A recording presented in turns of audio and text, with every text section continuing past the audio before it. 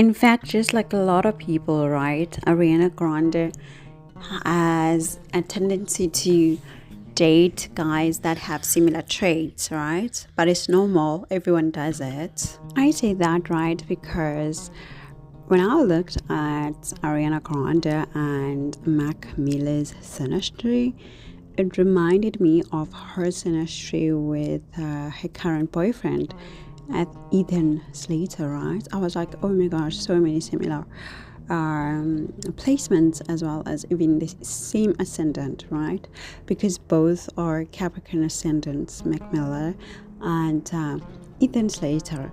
So, of course, it's our own charts that usually make us, attract similar people, similar guys or similar girls or women, right? So it's always depending on our chart, right? The very first thing that I could see from the synastry of Mac Miller and Ariana Grande was an indication that she would have lost herself, in that relationship, or she would have lost a part of herself in that relationship with Mac Miller. Okay, so it could have came either by sacrificing some of the things that she liked to do, or sacrificing some of the things that made her who she was, in order to fulfill the needs of the relationship, or to make Mac Miller happy. So that's a whole lot of indication towards that part, right? And regarding their synastry and the planets, he's got his sun, his Lilith, his Saturn conjunct with her ascendant. This is huge, bringing in Sun and Saturn on the ascendant, including Lilith. That's like a huge responsibility that is coming, as a baggage. At the same time, a baggage that is termed to be taboo, is seen to be taboo, and at the same time adding Sun to that, making it shine. Whatever is sitting there now, all that responsibility, all that burden, all that taboo things are now being shown by the Sun to the public. So basically, that is why that their relationship was really, really popular, like really, really out there, because of that Sun there. But at the same time, many problems, like Ariana had said in the past, because he brought that responsibility through Saturn, and as well with the Lilith, with all the troubles that he was going through at the time. But of course, this is not something that is not known. Ariana Grande has spoken about their challenges and his challenges that she had to deal with, right?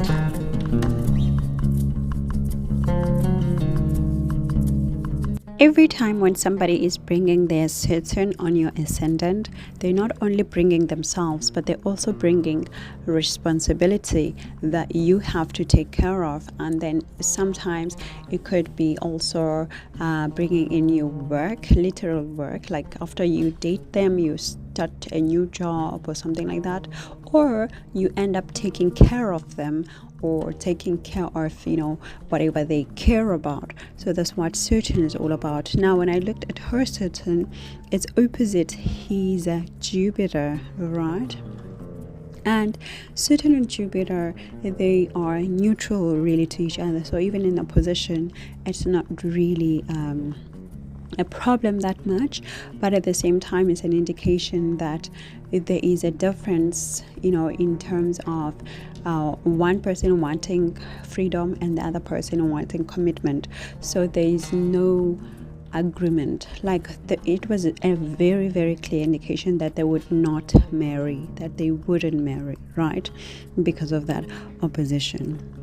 Of course, her Venus, is in his fourth house of home.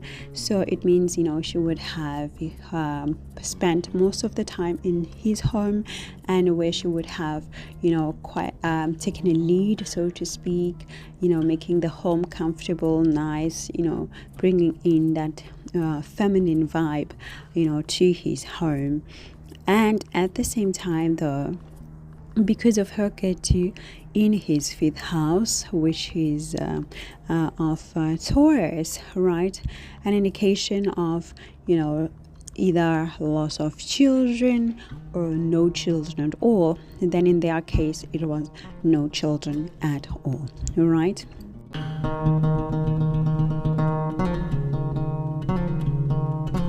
And remember, when Ketu is in the fifth house, it doesn't necessarily mean that you lose the children, as in they pass away or they pass on. No, it just means that you could be separated from them, because maybe you have to go to work, or maybe you have to leave them with the other parent, or maybe you have to send them to boarding school. Like, there's a whole lot of different maneras that you can be separated. So when we talk about separation, don't necessarily think about the negative, like the worst of the worst definitions, right? Although with some people that would apply. For example, some people would fall pregnant and then they would lose the baby, or they would fall pregnant and then they would take the decision to terminate, the pregnancy and stuff like that, right? But of course, in their case, they never had a child. So that Ketu, of course, it's indicating that. I also see his Ketu in her seventh house, of course, again meaning that chances of them getting married were very slim from the beginning, as much as there's that opposition of her Saturn and Jupiter. So chances of just being married together, having a long-term relationship, they were so slim from the get-go, right? Very, very clear. I do have his Ketu with her Sun, and every time when I see this, I just think of a huge humiliation that one partner goes through, or an embarrassment, right? So I have not Googled to see maybe if there's something that happened and then she got embarrassed, or he got embarrassed because of her, or when they were together. So maybe I would just have to look at that. But then this usually indicates something like this, sort of an embarrassment, sort of humiliation that comes out, like a secret that comes out, or being what is forced out, right? So I see that. One of the biggest indications of why they got together into a relationship is that her Rahu is conjunct with his Venus. And Rahu and Venus, I made that short story on I think last week. It's basically, it shows you that every time when Venus and Rahu get together, the people will fall in love, or they will decide to have a relationship, because Rahu and Venus are friends, lovers, they vibe together so well. And most of the time when you see a Rahu and a Venus, it means that it's either the relationship started as an affair, or maybe as the time went by, there would be an affair within the relationship, right? So either of the two would have happened in their relationship. Again, God bless Mac Miller's soul, right? And I do see that her Venus is opposite his Pluto, which is conjunct, of course, with her Pluto, because similar age group, right? Whoa. Lots of struggles here, lots of transformation through her love, right? That they both had to go through, that they both had to face, okay? And as I said, Ariana Grande has been very outspoken about the struggles that they had to face. Of course, that is shown through this Pluto conjunction. So their love was very transformative for them. And it was depending on her love. It was depending on how she loved him, how she accepted him, and all of that, right? But it was also taxing her because it's an opposition, meaning that it's giving a challenge, right? So all these struggles, they were challenging her, like asking too much of her love, right? And costing her basically her affection. At the same time, his Venus is opposite her Ketu. That means his Venus is also conjunct with her Rahu, like I said, right? But the Ketu and the Venus opposition, it gives a definite indication of a separation as the time goes, and through what? A third party, Rahu, or foreign influence or stuff like that, right? So when they started their relationship in 2016, they started it in September of 2016. At this time, her progressing Venus was conjunct with her own natal Venus. So of course, as I told you guys many times before, every time when your progressing Venus is going over your natal Venus, something wonderful is going to happen to you relating to your love or relationship. If you were single, you're going to find a new partner at this time. So if you were already booked up, things are going to be so smooth, at this time. You're going to feel in love, you're going to want to show affection and all of that. And in her case, she of course fell in love with Mac Miller, right? At the same time, his own progressing Venus now was conjunct with his own natal Venus as well. So he was also feeling the vibes of wanting to get put up, wanting to be in a relationship, and of course both of their Venuses were saying, yes, let's go for it, let's do this, right?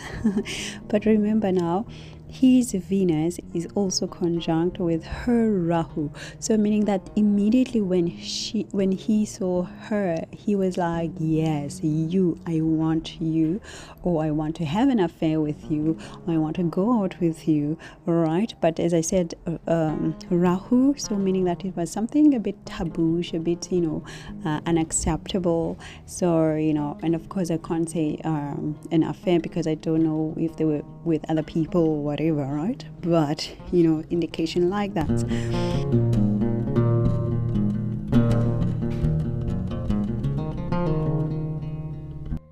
Fast forward to the breakup in May of 2018. Now you can guess it by now, you guys. I've shown you how it works. I've shown you how to read it. But in 2018 of May, her natal Ketu was conjunct with her progressing Venus. So what happens when a progressing Venus goes over Ketu? What's gonna happen? Huh? Say it out louder. Huh? Yes, there's gonna be a split, there's gonna be a separation. So it could be a mini separation, a long-term separation, a definite separation, right? And in their case, it was a definite separation. And at the same time, her progressing Venus, was going opposite his natal Venus. So at this time, opposition of affection, opposition of love, opposition of how they feel about each other. They're not agreeing, even if they want to be in love, but something is pulling their attention into different ways, right? And in the same period, his progressing Venus now was conjunct with his own Chiron. But the transiting Chiron at this time. So it was a transiting Chiron, indicating some wounding, indicating some hurting regarding to love. And of course, it was through what? Through the breakup, right? But now his progressing Venus conjunct with her Lilith at this time, right? What does it mean? It means there was a third party for sure there was a third party at this time when they decided to break up. They didn't decide to break up maybe just out of the blue, just wake up and say okay bye. There was also something regarding to a third party, because there's Lilith here, and at the same time it was opposing her Jupiter and Moon. Again, Jupiter and Venus, they just gonna give a need for one of the partners to want to have freedom, to want to have space, to want to explore. They could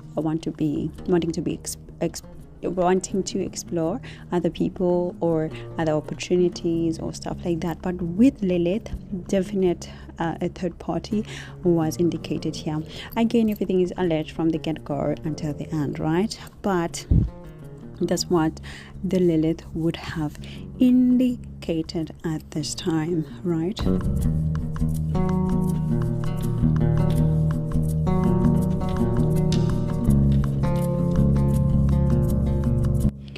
But I also wanted to look at, the posthumous and profile of Mac Miller, because I am also interested in doing posthumous analysis like I've done them before. But I don't want to, have my mind in such a domain too much, because I could go down the rabbit hole. So I try not to. And so when I looked at his posthumous profile at the time of his death, I see that his natal sun was conjunct, which is conjunct with his natal Lilith, natal Saturn, and at this time there was a transit of Mars, Lilith, and Ketu, or all of this thing happening on his ascendant. What a heavy transit he was going through. Imagine, he already had his sun Lilith at Saturn on his ascendant, making his life difficult regardless, right? But because of the sun on the ascendant, you're going to be famous, you're going to be popular, whether you want to or whether you don't, right? And being a Capricorn ascendant with Saturn in the Capricorn, with Saturn on his ascendant Capricorn, of course it was gonna be around work, the fame, right? It was going to come through work, it was going to come through profession, or through the dharma that he would have done in the community, right? But now you add Lilith. Of course he was a rapper, which is which is like music industry is seen as like a bad boy type of a vibe, right? Bad boy, bad girl type of a vibe, right? Where people just have these personas that are either criticized or praised, whichever way you want to look at it, right? Now this year, Mars, Lilith, Ketu all transiting over the ascendant. Of course Mars is going to fight with Saturn. Anytime Mars comes into a conjunction with Saturn, then there's going to be a physical harm, a physical fight, a physical profession of the anemic energy of these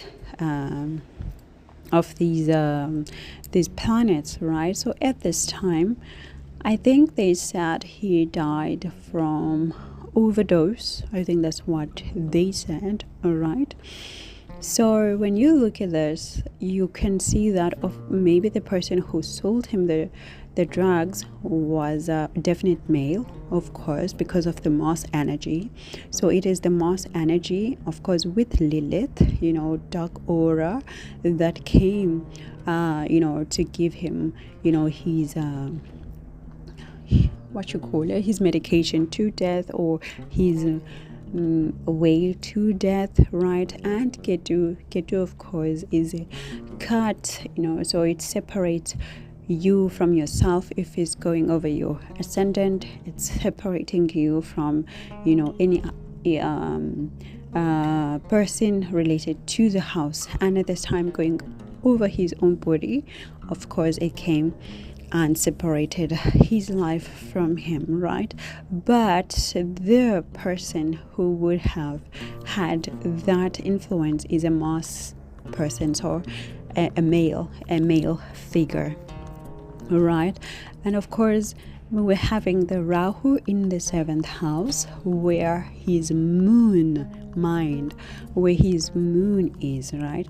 So the person came in, of course, as a foreign figure, or because the Rahu can also indicate criminal activities, criminals, right? And you can see the cloud over his moon. So it's somebody that he did not realize that they would harm him, because it's like an eclipse, right?